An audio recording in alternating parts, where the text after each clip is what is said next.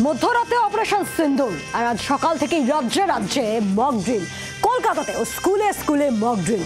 Siren শুনে কি করণীয় শেখালেন সেনাকর্মীরা। প্রথমে দেখব দক্ষিণ কলকাতার একটি বেসরকারি স্কুলের ছবি।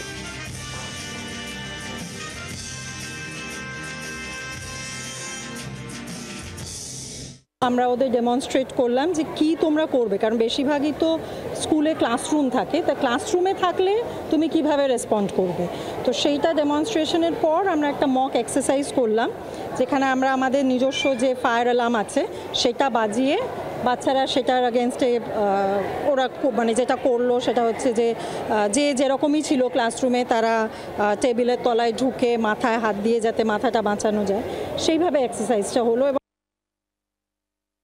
কেন্দ্রীয় সরকারের গাইডলাইন অনুযায়ী প্রত্যেকটি সিভিল অথরিটির আলাদা আলাদা করে আজকে মক ড্রিল করার কথা। সেই মতো দক্ষিণ কলকাতার টালিগঞ্জের রানীকুঠি এলাকার ফিউচার ফাউন্ডেশন স্কুলে এই সমস্ত পড়ুয়াকে নিয়ে আজ হয়ে গেল মক ড্রিল। শেখানো হলো কিভাবে হঠাৎ করে আপৎকালীন অবস্থায় তারা কোথাও না কোথাও শেডের তলায় লুকোবে এবং যদি কোনো ফাঁকা জায়গায় তারা দাঁড়িয়ে থাকে সেক্ষেত্রে ঠিক কিভাবে তারা নিজেদেরকে হাইড করবে। সব মিলিয়ে এই যে এক্সারসাইজ এটা আগামী দিনে প্রয়োজনে আবার করা হবে এমনটাই ইঙ্গিত কর্তৃপক্ষের। 24 ঘন্টার জন্য ক্যামেরা তরুণের সঙ্গে অয়ন, কলকাতা। ঠিক এভাবেই সাইরেন শুনলে কি কি করতে হবে, কি কি করণীয় একেবারে হাতে কলমে শেখাচ্ছেন সেনাকর্মীরা। শিয়ালদার একটি স্কুলেও শেখানো হলো তা।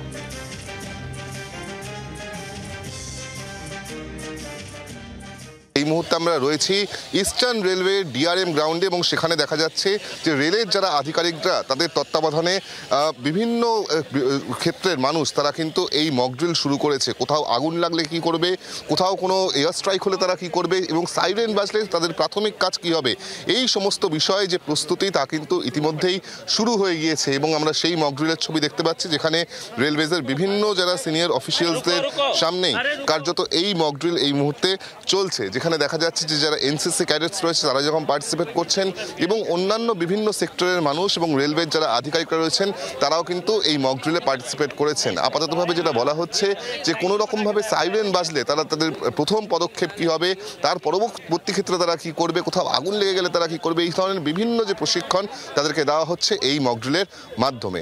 জি 24 ঘন্টার জন্য ক্যামেরায় দেবাশিস বটবেলের সঙ্গে বিক্রম দাস, কলকাতা।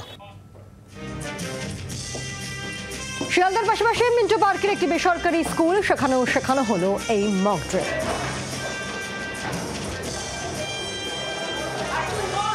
ভারত পাকিস্তানের যে উত্তেজনা ক্রমবর্ধমান সেই পরিস্থিতিতে চলছে মক ড্রিল। একটু আগে লামাটিনিয়ার ফর বয়েজে হয়ে গিয়েছে মক ড্রিলের প্রস্তুতি, এখন শুরু হয়েছে লামাটিনিয়ার ফর গার্লসে। সেখানে কিন্তু কিভাবে ক্লাস থেকে ধীরে ধীরে বাচ্চারা ইভ্যাকুয়েশন করবে কোনো জরুরিকালীন পদ্ধতিতে, সেই পদ্ধতি সম্পর্কে প্রশিক্ষিত করা হচ্ছে এবং ক্লাস টিচাররা সেই ছাত্রীদের সেই সিদ্ধান্তই দিচ্ছে কিভাবে একটি ক্লাস এর যদি কোনো রকম বিপদ ঘণ্টি বেজে ওঠে, সাইরেন বেজে ওঠে, কিভাবে তারা ইভ্যাকুয়েশন পদ্ধতিতে তারা পদক্ষেপ করবে।